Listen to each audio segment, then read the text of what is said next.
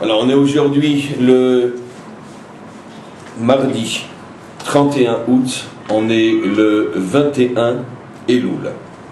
Et donc on commence notre cours, on commence aujourd'hui Parshat Nitzavim. On a deux parachiotes cette semaine, deux parachiotes très courtes, mais qui en vérité sont très riches. Je ne vais pas redire une fois de plus l'introduction conventionnelle.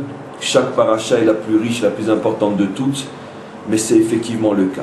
Dans notre paracha Nitzavim, on est véritablement en présence de dévoilement d'une prophétie inimaginable qui est d'autant plus forte que nous sommes, entre autres, la génération qui voit véritablement l'application de cette prophétie. Alors, à la différence de nombreux cours où on ne prend que quelques passages ici et là pour appuyer et construire nos explications, aujourd'hui on va lire en s'arrêtant et en commentant, mais on va lire malgré tout un peu plus que d'habitude, parce que je veux d'abord que l'on puisse parcourir ensemble cette prophétie qui était à l'époque de Moshe une prophétie qui est pour nous de l'actualité, cette prophétie réalisée, extraordinaire donc, qui se trouve dans cette paracha, énoncée il y a plus de 3000 ans.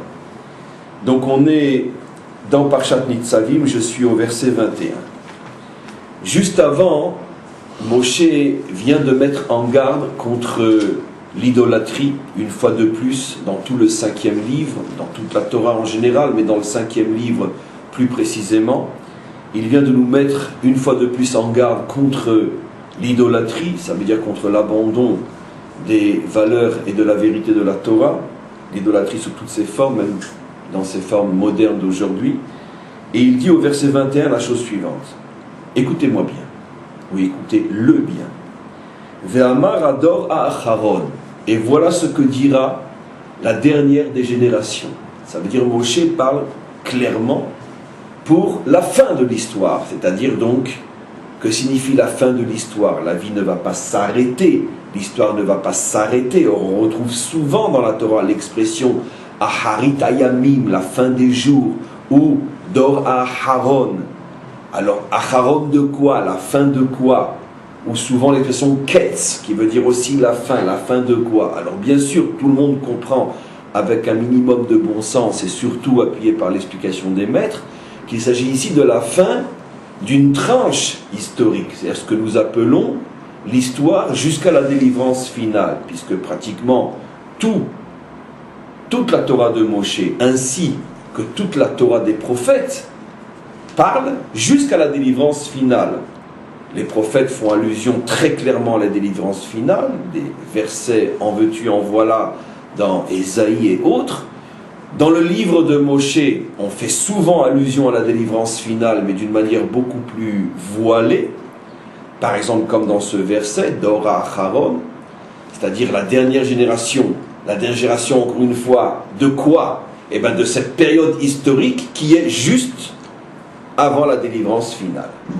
Donc, Moshe ici parle de ce qui va se passer dans les générations. Dor, comme on le sait, j'ai traduit par génération, mais c'est un petit peu, on pourrait dire faux comme traduction, pas complètement, mais un petit peu faux, parce que, à la différence de la traduction française génération, qui signifie une tranche d'âge bien précise, en hébreu, le mot d'or, c'est plutôt une période de génération. Ça peut être 3, 4, 5 générations. Par exemple, on parle du dor des Tanaïm, la génération des docteurs de la loi, qui a duré 400 ans.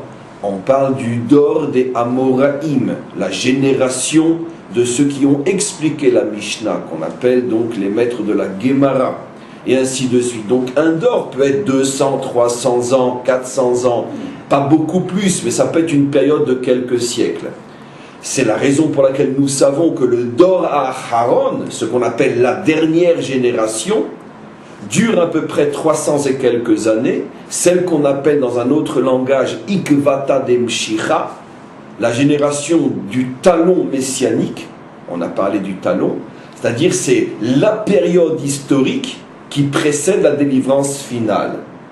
et qui dure plus ou moins 300 ans pour des raisons très profondes et très précises que l'on connaît, que l'on peut expliquer, mais ce n'est pas le sujet aujourd'hui.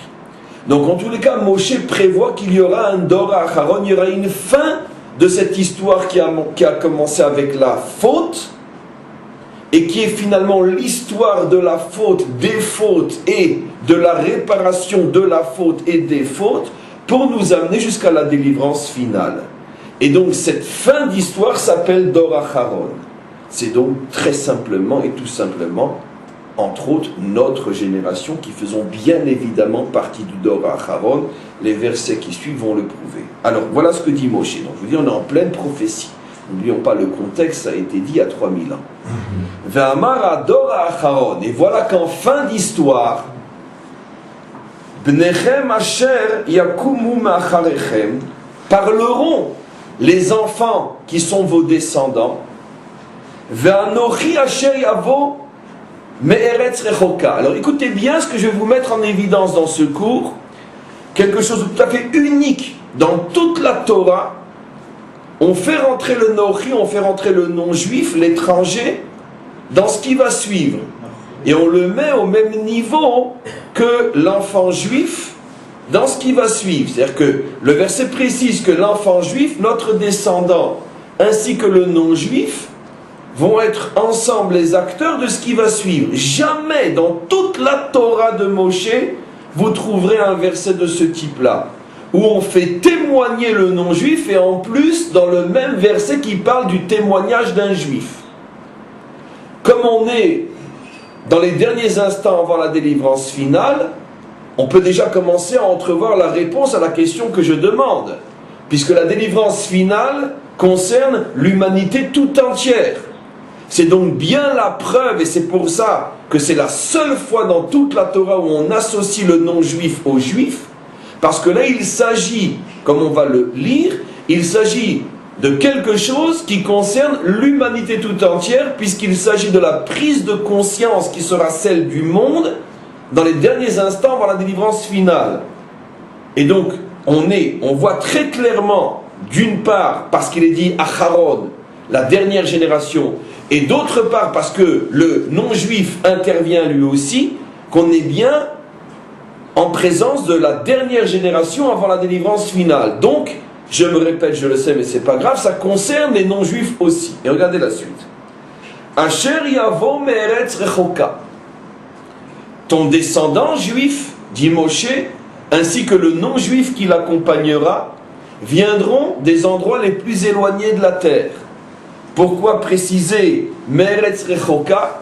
Ça veut dire que ce qui va se passer à ce moment-là, la délivrance, sera tellement impressionnant que tout le monde va être interpellé, et même ceux qui sont très loin. C'est bien sûr un très loin qui n'est pas géographique. Ici on est dans le livre de la Torah, on n'est pas dans un livre d'histoire géographique, on est ici donc dans un livre qui est porteur de messages.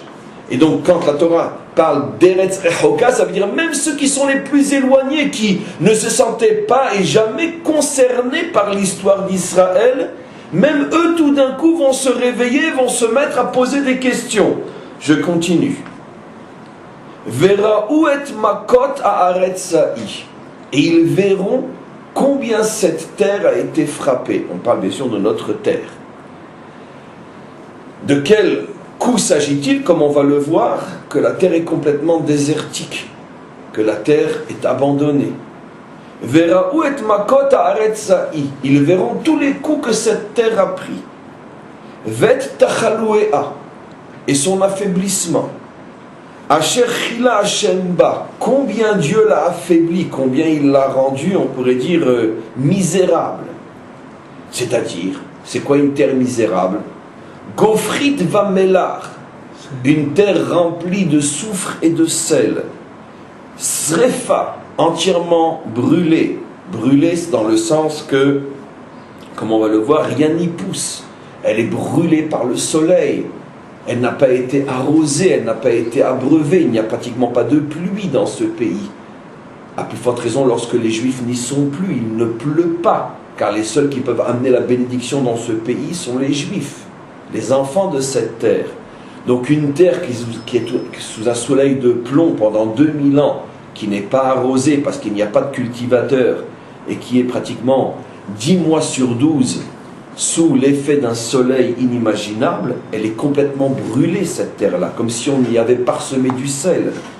Kol arza lo tizra velo titzmar. Plus rien n'y a été semé et plus rien n'y a poussé, dit le verset. Velo ya'aleba kol esev. Il n'y pousse rien, même pas de mauvaises herbes qui poussent dans un champ qui est plus ou moins travaillé. Rien, c'est le désert total. Kema'apechat Sdom ve'amora. Elle ressemble aux villes de Sodome et Gomorrhe qui ont été retournées. Asher afar Hashem be'apo bechamoto, parce que Dieu effectivement l'a frappé dans sa colère. On parle de quelle époque? Quand l'enfant est revenu et quand le non-juif l'a accompagné et quand, après des siècles et des siècles, lorsqu'enfin ils sont revenus, ils se sont rendus compte que la terre était un véritable désert. Vous savez, comme je le dis toujours, le défaut inimaginable de l'accoutumance, c'est qu'on peut passer devant des trésors et on ne les voit pas. Bon, on voit, effectivement, on sait tous qu'il y a encore pas si longtemps que ça, à l'endroit où on parle, à l'endroit où a fleuri ce centre d'études et ce magnifique quartier dans lequel on enseigne, à cet endroit, il n'y a encore que 50 ans, il y avait des dunes de sable et des chacals qui se baladaient entre les dunes. Il y a encore 80 années seulement, toute la terre d'Israël était soit des marécages remplis d'insectes mortels, de moustiques mortels dans le nord, et de déserts à partir de pratiquement la hauteur de Tel Aviv jusqu'au sud. Tout le monde sait comment c'était il y a seulement 80 années. D'abord parce qu'à cette époque-là, on prenait déjà des photos. Deuxièmement, parce que tout le monde le sait.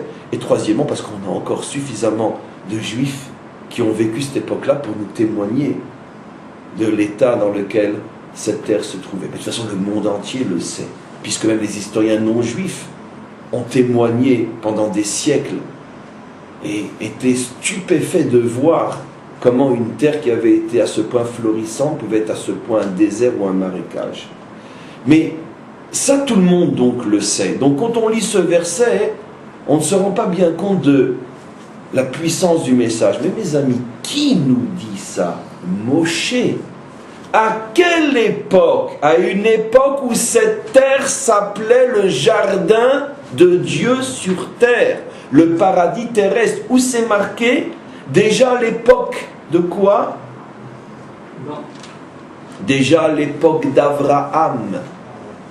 Toute la région de Sodome et Gomorrhe, pour ne parler que d'elle, est appelée le paradis terrestre. C'est pour ça qu'il a voulu s'y installer. Mais pas seulement cette région-là.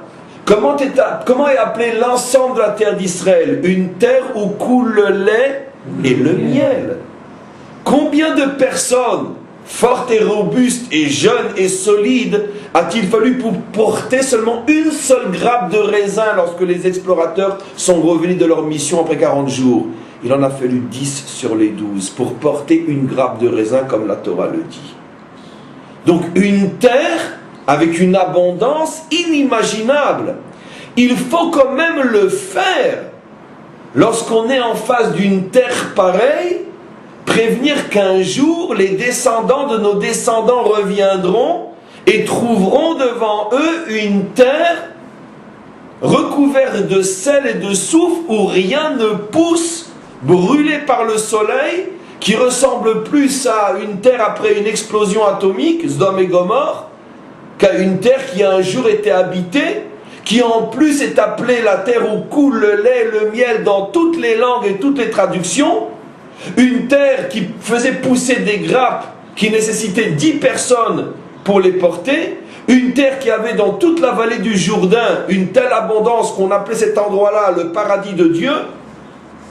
Il fallait quand même avoir un sacré courage pour s'engager, je parle de Moshe, il y a 3000 ans, et dire qu'un jour cette terre sera le symbole de la désolation Au point que, comme on le voir, même les nations ne comprendront pas. Poseront la question, mais comment c'est possible?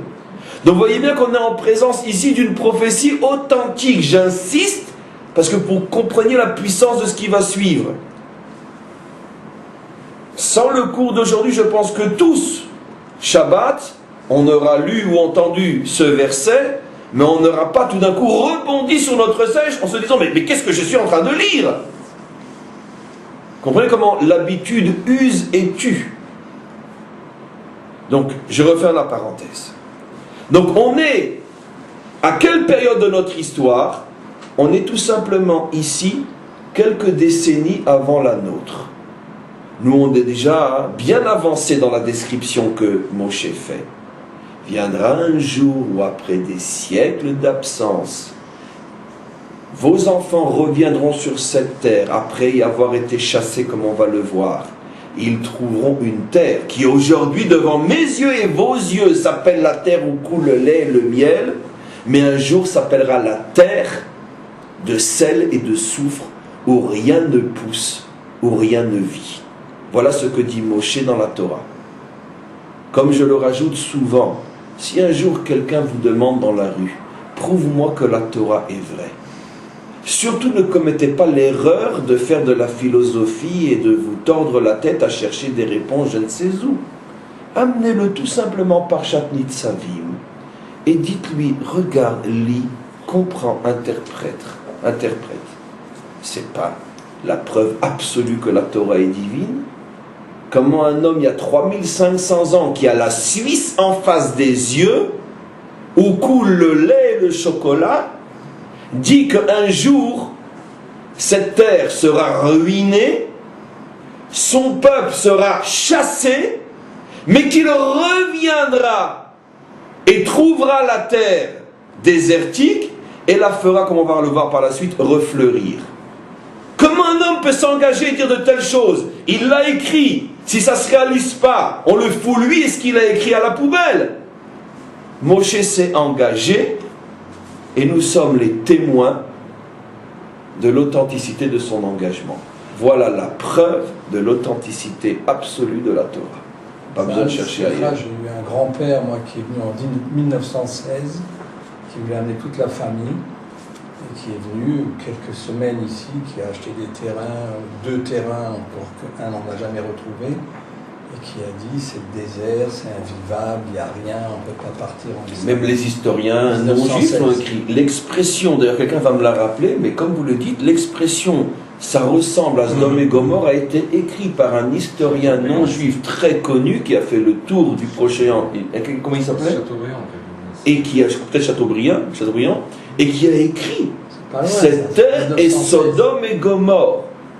Il parlait de toute la terre. Donc apparemment il s'est inspiré du texte biblique, ou c'est sorti tout seul parce que c'était vraiment ce qu'il ressentait, mais en tout cas, même les non-juifs ont témoigné de cela, comme le texte le dit lui-même. Regardez, on continue.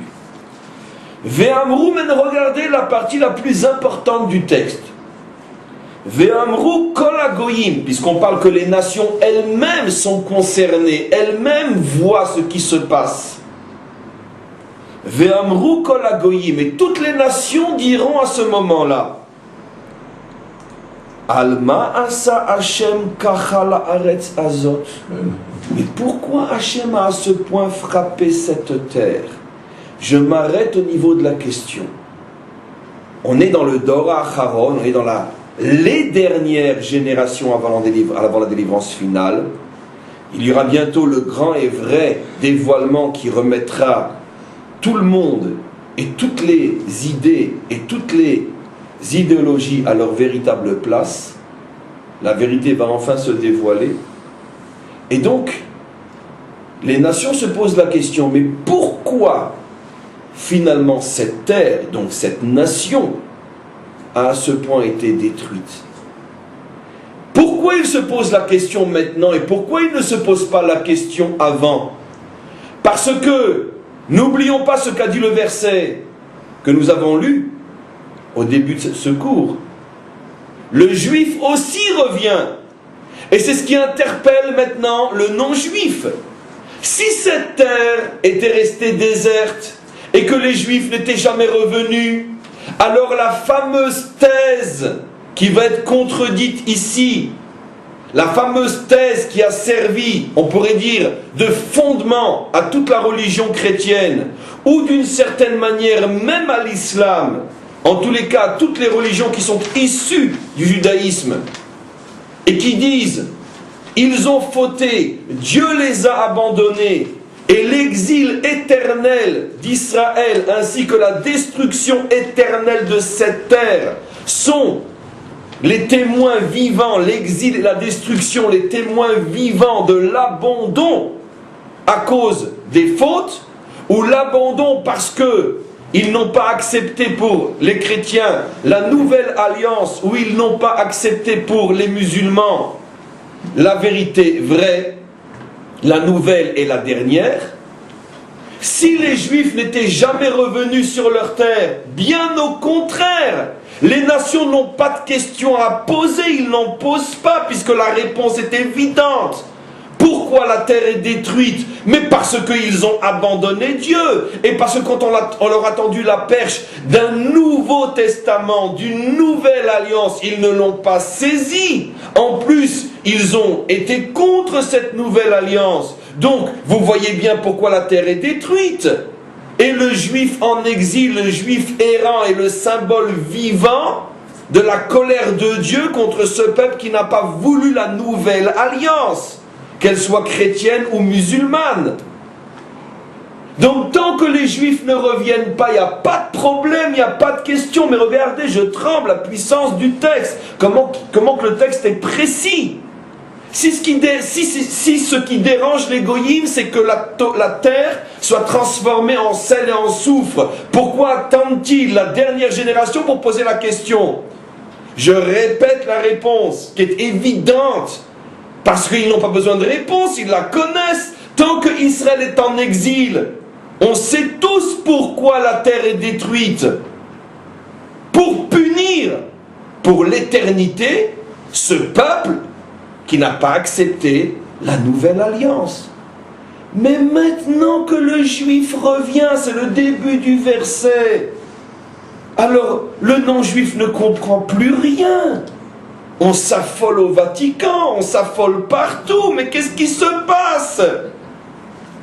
Mais ça contredit tout ce qu'on a toujours cru pendant des millénaires. S'il revient, donc c'est qu'il n'est pas abandonné. Et s'il n'est pas abandonné, alors pourquoi la terre a été détruite? Alors pourquoi a-t-il été en exil? Vous imaginez toutes les réunions secrètes, loin des caméras et loin des journalistes? Tous les grands de ce monde se réunissent. Mais qu'est-ce qui se passe? C'est ce que la Torah nous dit. Quand vous reviendrez, mes enfants, sachez que le monde se posera enfin la question. Mais alors pourquoi ont-ils souffert? Puisque Dieu ne les abandonne pas, puisqu'ils reviennent. Heureuse la génération qui peut expliquer sur sa terre, à Jérusalem, ce que je vais dire. Regardez, on continue. Et donc, alors je reprends, il pose la question, Ve'amru kol hagoyim, tous les peuples demanderont alors, Al me'asa Hashem kacha la'aretz hazot. Alors on ne comprend plus rien. Toute notre thèse qui expliquait qu'ils ont été punis parce qu'ils n'ont pas accepté le nouveau message, soit chrétien, soit musulman, toute cette thèse s'effondre puisqu'ils reviennent. Ve'amru. Alors à ce moment-là, les nations, au fur et à mesure, dit notre maître Moshe, au fur et à mesure qu'elles verront qu'Israël revient, s'installe, reconstruit, refait vivre, sème, récolte, refait pousser et jaillir la vie et transforme les déserts en sources, comme les prophètes nous l'ont promis, à ce moment-là, les nations seront obligées d'admettre qu'elles se sont trompées. Mais non, c'est pas parce qu'ils n'ont pas voulu de la nouvelle alliance, c'est exactement le contraire qui est vrai. Regardez ce que les nations diront. Regardez, ce verset-là porte la fin totale, définitive du mensonge qui dure depuis 2000 ans en ce qui concerne notre peuple. Ce mensonge est détruit dans ce verset-là. Et regardez ce qui est dit. Ve'amru, les nations elles-mêmes diront, Alacher azvu et brit Hashem, parce que les Juifs ont abandonné l'alliance de Dieu. Là, ils peuvent encore être contents, l'alliance de Dieu. Ah oui, vous voyez, on leur a dit, hein, il ne fallait pas abandonner l'alliance. Mais attendez, lisez jusqu'au bout. De quelle alliance s'agit-il? L'alliance du Dieu de leur père, Asher Karat Imam, qu'il a conclu avec eux, Beotzio Otam Me'eretz Mitzrayim, lorsqu'il les a sortis d'Égypte. La première, pas la nouvelle. Autant que je sache, et tout le monde, et tous les hommes de bonne foi le savent, l'alliance qui a été conclue avec nous au moment de la sortie d'Égypte s'appelle la Torah de Moshe, ce que eux appellent l'Ancien Testament. Et regardez comment ce verset fait tomber 2000 ans de mensonges. Vous dites que nous souffrons parce que nous n'avons pas accepté la nouvelle alliance, qu'on appelle en hébreu Brit HaChadasha. En Israël, on voit partout des églises avec l'enseigne Brit HaChadasha, parce qu'elles l'écrivent en hébreu, la nouvelle alliance. À Jérusalem, vous en avez 4 ou 5 au moins, sur lesquels c'est marqué en grand Brit HaChadasha, le lieu de la nouvelle alliance. Ce n'est pas parce que nous n'avons pas accepté la nouvelle alliance, c'est parce que nous avons abandonné l'ancienne, celle que Dieu a contractée avec nous au moment de la sortie d'Égypte. Mais comment avez-vous des yeux et vous ne voyez pas? Mais comment pouvez-vous pendant 2000 ans enseigner, dire, proclamer un tel mensonge alors que vous vous référez, volontairement ou non, consciemment ou non, vous vous référez quand même un petit peu à l'Ancien Testament. Vous ne voyez pas que l'Ancien Testament dit qu'à la fin des temps, lorsque nous reviendrons et que ça fera un tollé dans le monde parce que ça commencera à faire tomber toutes vos théories meurtrières sur nous, vous voyez bien que la Torah avait déjà prévenu que vous-même comprendrez alors que nous avons été punis à cause de l'ancienne alliance, pas à cause de la nouvelle, ni la chrétienne et ni la musulmane. Il n'y a qu'une seule alliance, la nôtre, et c'est que par rapport à cette alliance que nous sommes jugés. Je relis le verset pour ceux qui n'ont pas compris. Ve'amru, c'est les nations qui diront. Et je reviens maintenant sur la question que j'avais demandé, mais où a-t-on vu dans toute la Torah de Moshe qu'on laisse les nations s'exprimer au point que ça devient un verset? Mais c'est révolutionnaire ce verset. Pourquoi c'est les nations qui disent ça? Pourquoi c'est pas nous qui le disons? Puisqu'on est en train de constater que notre terre est devenue un désert. Et c'est tout à fait normal, on aurait tous compris si le verset avait dit « Et nous, c'est-à-dire nos enfants se demanderont « Mais pourquoi ça nous est arrivé ?» Et nous répondrons « Parce que nous avons abandonné l'alliance contractée au moment de la sortie d'Égypte. » Or ici, on est en présence d'un phénomène unique dans toute la Torah, alors que c'est nous qui sommes concernés, c'est nous qui devons parler, c'est les goïms qui parlent à notre place. Mais la réponse est claire, mais elle est bouleversante. Parce que ici, la Torah ne s'adresse pas à nous, elle s'adresse à eux. Vous qui avez fait souffrir mon peuple pendant 2000 ans, vous qui l'avez accusé de déicide, vous qui l'avez accusé d'avoir été abandonné, vous qui l'avez traité comme quelqu'un qui n'existe que pour être persécuté, vous qui avez fondé des théories de mensonges sur la souffrance de ce peuple, c'est vous maintenant qui ferez l'aveu de votre mensonge. C'est vous qui reconnaîtrez que la seule et unique raison pour laquelle mon peuple a souffert, c'est pas à cause de votre alliance, c'est à cause de la mienne qui est aussi la sienne. Car moi, maître du monde, je ne connais qu'une seule alliance, celle que j'ai contractée avec mon peuple à la sortie d'Égypte. Voilà ce que les goïms seront obligés de reconnaître. Vous comprenez maintenant pourquoi on souffre tellement sur notre terre? Vous comprenez pourquoi et qui est derrière tout ce qui nous arrive, comme on le sait tous et on n'a pas le droit de le dire? Vous comprenez pourquoi les dirigeants, les politiques sont tous des marionnettes entre les mains d'une éminence grise qui dirige le monde et qui fait tout pour que le projet de notre retour s'arrête? Parce qu'ils font tout pour ne pas arriver à cet aveu qui de toute façon leur sera arraché de la bouche, qu'ils le veuillent ou qu'ils ne le veuillent pas. Malheureusement, nous, on est encore avant ce verset. Comme je vous ai expliqué des fois, en 3 versets, il y a 300 ans d'histoire. Dans la Torah de Moshe, c'est 3 versets. Mais dans notre histoire, c'est peut-être 400 ans. On a vécu déjà le début qui dit que le juif revient sur sa terre et qu'elle est un désert ou des marécages. On a aussi déjà vécu, où on est en plein vécu de ce questionnement des nations. Mais alors, on s'est fichu de nous pendant 2000 ans, quand on nous faisait croire que ce peuple avait été abandonné pour toujours parce qu'il avait tué Dieu, puisqu'ils reviennent. Et tous ont essayé de faire refleurir cette terre. Personne n'y est arrivé, et eux, rien qui mettent leurs doigts dessus, et elle devient un paradis. Alors tout le monde se pose la question, mais alors qu'est-ce qui s'est passé? Par contre, on n'est pas encore à la dernière étape de l'aveu. L'aveu, c'est encore peut-être pour quelques années ou quelques décennies. Pour l'instant, on est dans l'étape de la panique avant l'aveu. Et c'est pour ça qu'un complot inimaginable est en train d'être fomenté contre nous. Ce complot, bien sûr, on le sait très bien, a pour acteur principal les représentants des religions qui sont véritablement concernés par cet aveu, qui se servent des politiques, qui se servent de l'économie, qui se servent de toute on pourrait dire, l'apparence de ce qui apparemment dirige le monde. Parce que ce n'est pas eux qui dirigent le monde.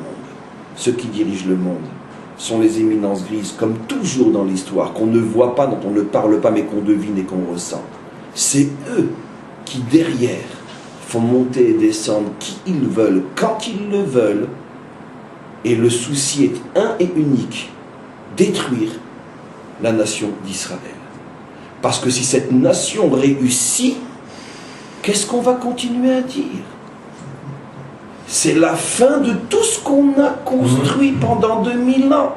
Puisque si eux reviennent et que renaît véritablement de ses cendres l'ancienne alliance, c'est donc la preuve que la nôtre, elle n'est pas si nouvelle que ça. Et voilà l'enjeu que nous vivons aujourd'hui. Vous comprenez donc pourquoi en vérité le conflit que nous vivons aujourd'hui n'est absolument pas politique, mais il est religieux. Et le plus grand drame de notre nation, c'est qu'une grande partie d'entre nous s'obstine à ne pas ou à ne pas vouloir comprendre qu'il n'y a aucun conflit politique entre nous et nos voisins. Il y a un conflit mondial religieux entre nous et les 2 grandes religions issues de notre Torah.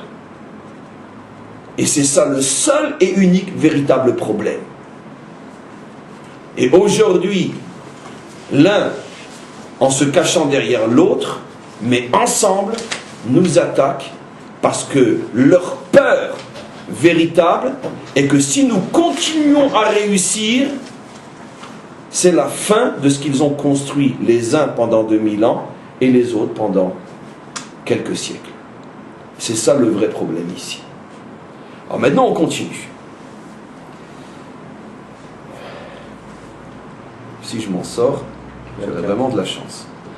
En tous les cas, Asher, donc on continue, Asher karat imam beotziu otam me'eretz Mitzrayim. Cette alliance qui a été conclue au moment de la sortie d'Égypte. Et donc, qu'est-ce que ça veut dire? Ils ont abandonné cette alliance. La Torah est précise. Vayilchu ve'yavdu Elohim acherim. Cette alliance dans laquelle je m'étais présenté en leur disant: je suis l'Éternel, votre Dieu, qui vous a sorti d'Égypte, vous n'aurez pas d'autre Dieu que moi. C'est de cette alliance qu'on parle. Comment l'ont-ils profané? En allant servir d'autres dieux. Peut-être ça inclut aussi le fait en croyant à de nouvelles alliances. N'oublions pas que pendant 1 siècle, toute l'Église était juive. C'est les Juifs qui ont créé la nouvelle alliance, ce ne sont pas les non-Juifs. Donc au contraire, la Torah nous dit, justement parce que vous avez été vers d'autres dieux, vous les Juifs, les nations n'ont fait qu'hériter ce que vous avez créé pendant plus d'1 siècle. Et les nations elles-mêmes l'ont oublié, que pendant plus d'un siècle, tous les chrétiens étaient juifs. Et ce n'est que beaucoup plus tard, à l'époque de Paul, que le christianisme est devenu non-juif. Et encore plus tard, avec bien sûr la conversion de l'empereur de Rome. On continue. Ils ont été servir d'autres dieux. Ils se sont prosternés devant eux. Des dieux qu'ils ne connaissaient pas. Effectivement, ces dieux-là, nous n'avons pas entendu parler d'eux au moment où nous sommes sortis d'Égypte. Des dieux auxquels ils n'avaient aucune part. Et regardez bien, le verset est clair. Et c'est pour ça que la colère de Dieu s'est enflammée. Je traduis bon, comme un idiot, mais c'est pas grave. C'est pour ça que la colère de Dieu s'est enflammée contre cette terre. C'est clair. La vie aléa et kolaklala pour y amener toute la malédiction. Donc, mes amis, c'est déjà énorme. Mais regardez ce que dit le verset 28. Pour le sceptique qui pourrait encore penser que oui mais, alors le maître du monde devine les oui mais, puisque c'est lui qui les a créés, c'est lui qui a donné la possibilité à l'homme de ne jamais voir 100% clairement pour ne pas trop esquinter son libre arbitre. Alors malgré tout, le bon Dieu entrevoit le oui mais, regardez ce qu'il dit dans le verset 28. Il dit Anistarot Lachem Elokim. N'essaye pas de comprendre les secrets de Dieu. Ça veut dire que de toute façon, dans l'histoire du monde en général et dans l'histoire de notre peuple en particulier, malgré toutes les explications, il restera toujours de grands secrets, de grandes zones d'ombre, de grands trous noirs qui pour l'instant ne pourront jamais être éclairés. La Shoah est l'un d'entre eux. Mais la Torah nous prévient. Ne mets pas ta tête, ne mets pas ton nez dans ce que tu ne peux pas comprendre pour l'instant. Alors, où je me situe, moi, juif, maître du monde, dis-je. Alors, regardez. Ve'aniglot lanu ulbanenu adolam. La'asot et kol divrei aTorah azot. Mais Ribono Shel Olam, mais où ont-ils leurs yeux quand ils lisent ce que eux appellent l'Ancien Testament? La Torah est quand même claire. Je te demande pour l'éternité d'accomplir tout ce que tu vois dans cette Torah. Je répète le verset. Va'niglot lanu ulbanenu ad olam, pour nous et pour nos enfants, pour l'éternité. La asot, nous devrons accomplir et kol divrei à Torah hazot. Quand Moshe il dit Torah hazot, il n'a pas encore le nouveau dans les mains, il n'a que l'ancien. Et sur l'ancien, il dit les olam pour l'éternité. Il n'y a plus de oui, mais. Et maintenant, on continue. Et maintenant, regardez ce que dit Moshe. Verset 1, chapitre 30. On va lire maintenant quelques versets qui sont une véritable merveille, parce que comme vous allez le comprendre, on est en plein dans leur réalisation. Et regardez maintenant la prophétie de Moshe. Il parle il y a 3000 ans. Je sais que je l'ai déjà dit, mais moi je ne me lasse pas de le dire, parce qu'à chaque fois que je le dis, et j'espère pour vous aussi, et pour ceux qui écouteront ce cours, je tremble tellement, je me dis, mais c'est pas possible. Comment un homme peut, il y a 3000 ans, dire des choses que moi, le descendant de son descendant, je suis en train de vivre. Il a parlé pour moi. Et regardez comment il a parlé pour moi, pour vous, pour tous ceux qui sont à Jérusalem aujourd'hui. Regardez ce qu'il a dit. Ve'aya ki yavou alecha kol advarim haele. Et voilà ce qu'il adviendra après que ce soit réalisé, tout ce dont je vous ai parlé. Et c'est quoi? Abracha ve'aklala. Toutes les bénédictions que je vous ai promis et toutes les malédictions que je vous ai promis. Car dans notre histoire, nous avons tout eu. Les bénédictions, entre autres, à l'époque du roi Salomon. Les malédictions, entre autres, à l'époque de la destruction des 2 temples. Asher natati lefanecha, je t'avais prévenu, dit Moshe. Il me parle à moi comme s'il était là alors qu'il a parlé il y a 3000 ans. Et regardez maintenant ce qu'il dit. Ve'ashevota el levavecha. C'est le plus beau passage de toute la Torah. Celui-là, c'est vraiment le plus beau. Ve'ashevota el levavecha. Un jour viendra où enfin ce que je dis rentrera dans ton cœur. C'est-à-dire tu le comprendras enfin. Bechol hagoyim asher idichacha. Parmi les nations où tu auras été exilé. Tiens, Moshe sait qu'on va être exilé. Tiens, Moshe sait qu'un jour les Juifs se réveilleront de partout où ils sont, comme nous le voyons depuis des décennies. Même un journaliste autrichien qui ne savait même pas lire l'hébreu, rien. Lui aussi, tout d'un coup, il s'est réveillé. Et qu'est-ce que dit le verset? Regardez comme c'est précis. Asher adi chacha, là où tu seras perdu au milieu des nations. On parle même de juifs perdus qui vont se réveiller. Mais d'où Moshe le sait il y a 3000 ans? Vous me direz, c'est un prophète. Je ne fais que le mettre en évidence. Car des fois, les évidences deviennent tellement évidentes qu'on ne le sait plus. On a fini par oublier que Moshe est un prophète. C'est pour ça que ce genre de verset remet les pendules à l'heure. Moshe est un prophète. Comment pouvait-il savoir qu'un jour, un journaliste autrichien parlerait du retour? Alors qu'il ne sait rien du judaïsme. Mes amis, il ne savait tellement rien du judaïsme que Dieu me pardonne, je ne dis pas ça pour dire du mal de lui. Tous ses enfants se sont convertis au catholicisme. Ça veut dire que vraiment il était loin. Comme n'importe quel notable autrichien de l'époque qui faisait tout pour s'assimiler. Mais lui, tout d'un coup, il a... C'est de ça qu'on parle ici. Même ceux qui sont les plus éloignés, tout d'un coup se mettront à se réveiller. Alors ne parlons pas des autres, ceux dont les enfants ne sont pas convertis au catholicisme. On continue. Du milieu des peuples où Hachem t'aura exilé. Et regardez ce qu'il dit.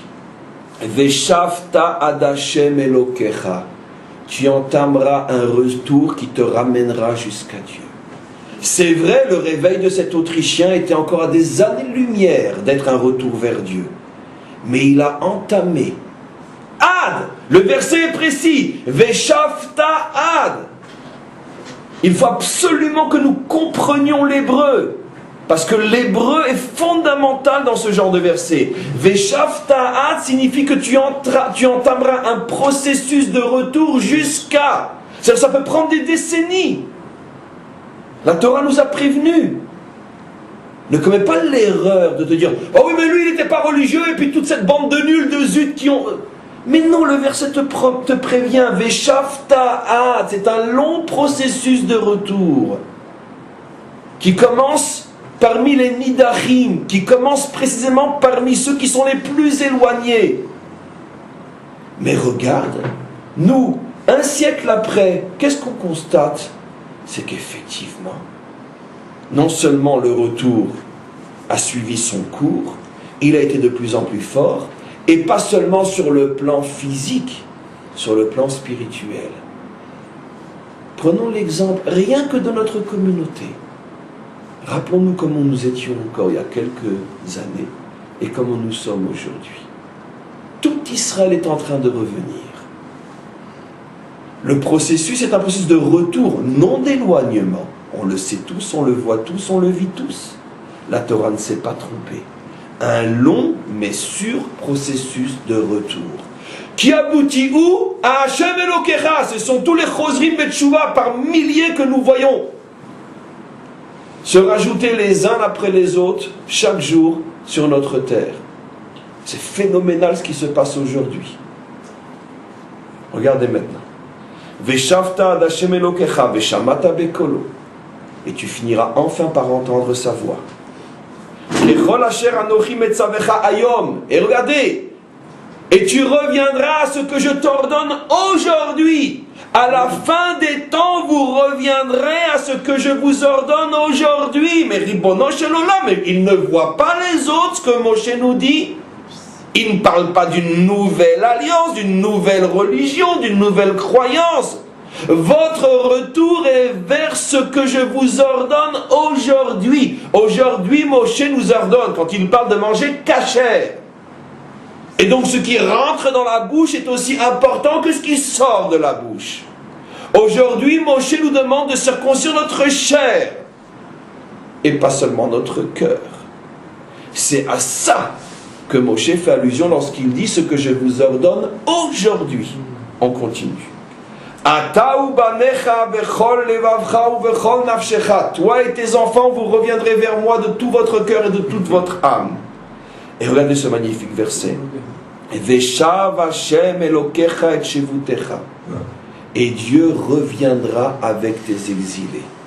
Comme Rachi et tout le commentaire le font remarquer, il n'est pas dit Veshiv Hashem et Shevutecha. Dieu fera revenir les exilés, mais il est dit, le génie de l'hébreu, Veshav Hashem, et Dieu reviendra avec les exilés.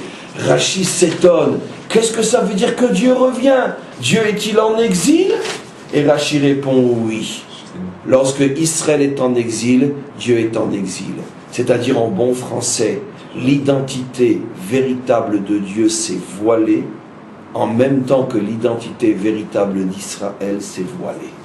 Puisque un juif à Paris, un juif à New York, un juif partout où il se trouve, est un juif avec une identité tronquée, car il est absolument évident qu'on ne peut pas porter la véritable identité juive lorsqu'on n'est pas d'abord dans le lieu où se dévoile véritablement l'identité, qui est la terre d'Israël. Donc c'est absolument évident que automatiquement l'exil signifie le voile de l'identité juive hébraïque authentique.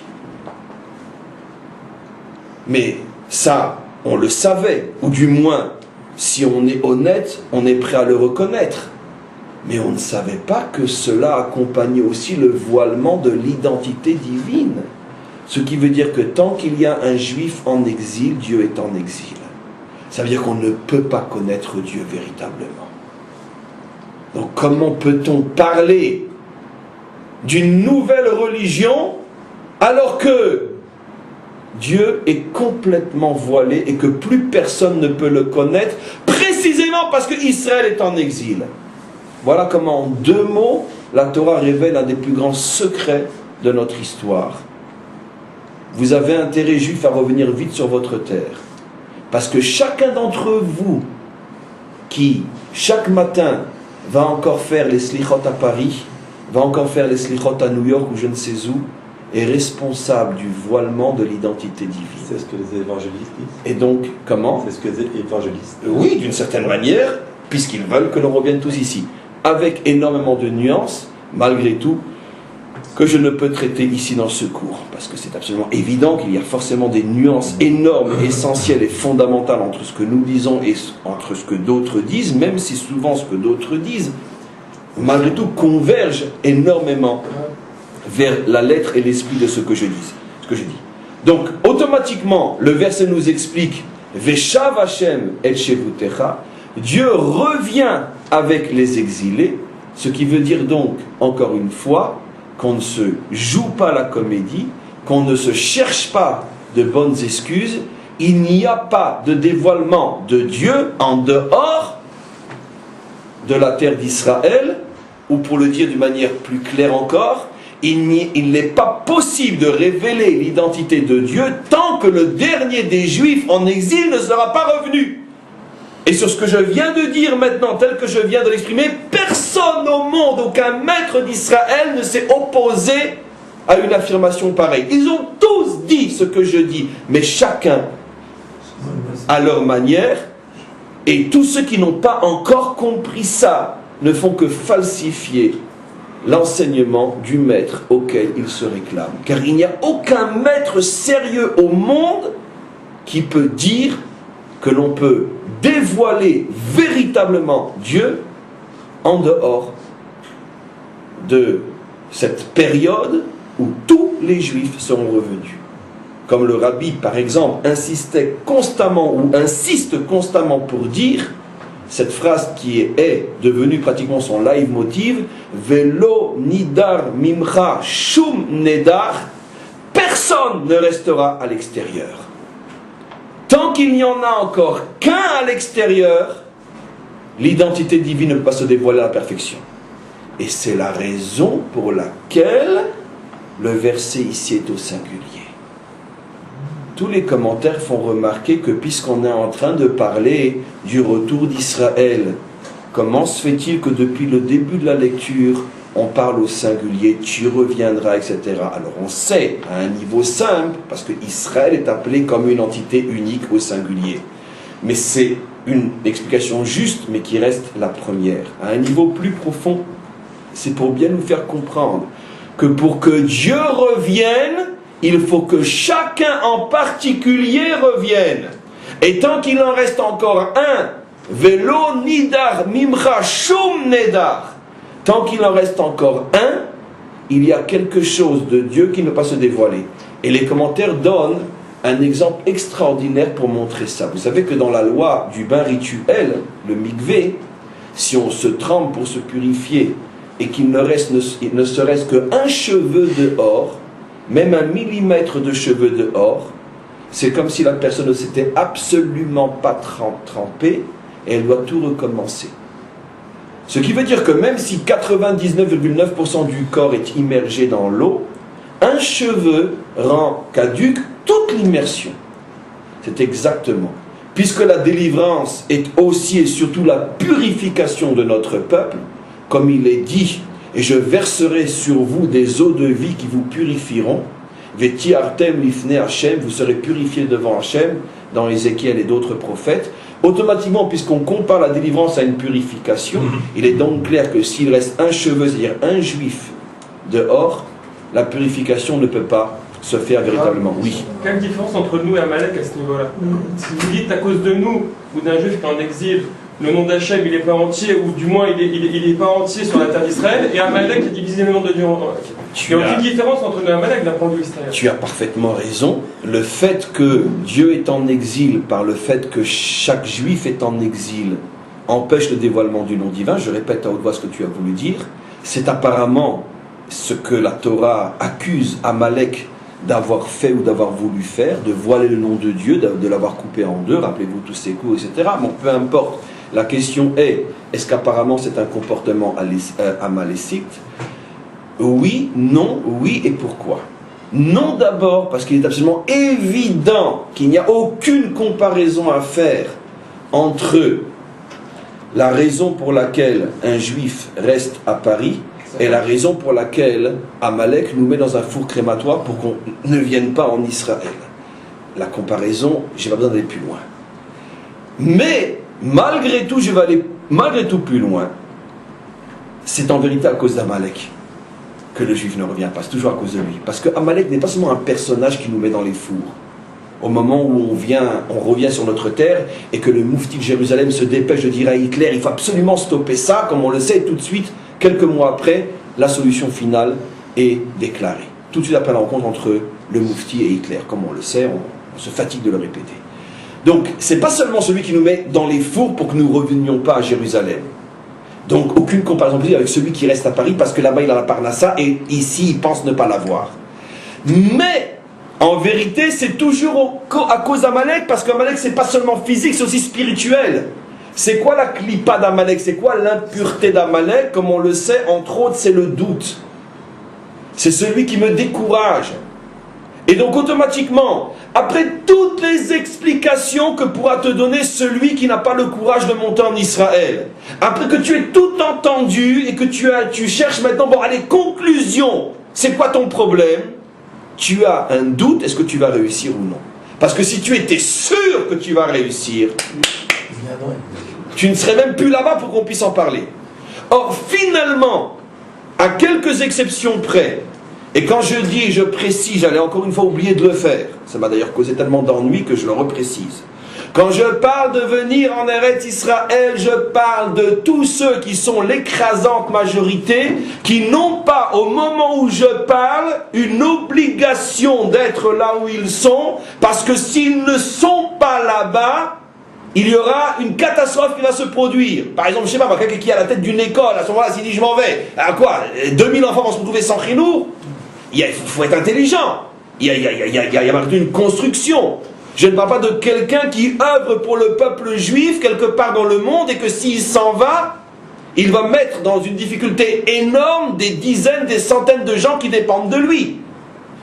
Je ne parle pas de ça. Ce qu'on appelle dans notre langage à nous, les chassidim, la shlichut. Je ne parle pas de ça. Malgré tout, même dans la shlichut, je précise, je ne parle pas seulement de la shlichut Lubavitch, bien sûr, je parle de la shlichut, d'une mission, je précise, à condition d'être honnête, à condition de ne pas tenir un double langage, à condition de ne pas laisser croire à ceux dont on s'occupe que heureux comme dans le meilleur des mondes, et que finalement on peut vivre là pour l'éternité. Non. Si tu tiens le langage qui est celui d'un chassid authentique, il n'y a pas de temps à perdre, c'est bientôt la délivrance, il faut se préparer à partir. Et que donc il faut revenir à la Torah, parce que c'est la condition première et fondamentale pour être un bon juif en Eretz Israël. Si c'est ton langage que tu fais vraiment sentir à toi-même et aux autres, que c'est du provisoire tout ça, comme l'a dit et le répète sans arrêt le rabbi, tout ça c'est du provisoire, on n'est pas là pour y rester. Si tu le vis et tu le fais vivre, alors tu es un chaliar authentique. Mais si tu fais croire qu'on est là pour des siècles, et puis après tout, je veux dire, même si on n'avait pas Israël, c'est tellement bien là où on est, si c'est ce que tu vis et que tu fais vivre, alors là c'est la catastrophe. Là tu trahis ta mission. Et surtout tu trahis le maître du monde. Et tu trahis celui au nom duquel tu te réclames. Maintenant, je reviens sur ce que j'explique. Finalement, Amalek est toujours le responsable, puisque c'est lui qui nous met dans le doute. Parce que si chaque juif qui hésite se voyait déjà après la fin du film installé et ayant réussi, ce qui arrive à tous ceux qui viennent sincèrement pour s'installer et réussir, car ceux qui ne réussissent pas, forcément il y a eu quelque part un moment où ils ont succombé au doute, et c'est pour ça qu'ils se sont affaiblis et sont repartis. Et donc automatiquement, puisque le doute c'est l'impureté spirituelle d'Amalek, automatiquement c'est clair que Amalek est toujours responsable et que ses victimes sont entre autres soit dans les fours, soit dans les métros parisiens. Simplement que dans les fours ce sont les victimes même physiques, et dans les métros parisiens ce sont les victimes seulement spirituelles. Bon, mais c'est toujours Amalek qui frappe. On va terminer juste par une phrase extraordinaire. Regardez, elle est magnifique cette phrase, le verset 4. Et même si tu es perdu au fin fond du ciel, à comprendre bien sûr pas comme dans un livre de géographie, mais dans un livre de Torah, c'est-à-dire tu es perdu dans des idéologies, dans des trucs fous, tu es quelque part en Inde ou sur une montagne dans le Tibet en train de faire je ne sais quoi, pour arriver à l'extase. Donc, même si tu es perdu au fin fond du ciel, dans je ne sais quelle folie spirituelle, Misham yikabetsecha Hashem, de là-bas Hashem viendra te chercher. D'où on trouve le plus de jeunes juifs qui reviennent à la Torah, précisément des Indes et du Tibet. Comme on le sait, la Torah s'est pas trompée. Avec un minimum de décodage, on dit chapeau Moshe, tu nous as encore une fois prouvé que tu étais un bon prophète. Même ceux qui sont perdus au fond du ciel, et c'est précisément ceux-là dont il parle, et il ne parle que d'eux, ceux-là reviennent. Et on le voit tous les jours. C'est précisément les juifs qui étaient les plus perdus, au fin fond d'idéologie céleste complètement désincarnée et déconnectée du judaïsme authentique, c'est précisément ceux-là qui reviennent au galop. C'est ce que dit Moshe. Et donc je répète le verset, Vesha, et donc il est dit, même si tu es perdu au fin fond du ciel, Misham yekabetsecha, de là-bas j'irai te chercher, Hashem Elokecha, moi Hashem ton Dieu, ou Misham yekachecha, de là je te prendrai, et je te prendrai pour t'amener où? Mais bien sûr, laissons parler. Ve'eviacha Hashem Elokecha el haaretz. Non. Je ne t'ai pas ramené à moi pour que tu ailles t'installer dans une synagogue à Paris. Mais non, je n'ai quand même pas à faire l'effort d'aller te chercher au fin fond de ton ciel pour que tu t'installes en dehors de ma terre. Alors pourquoi je suis venu me fatiguer à te ramener alors? Je t'aurais laissé où tu étais. Regardez ce que dit le verset.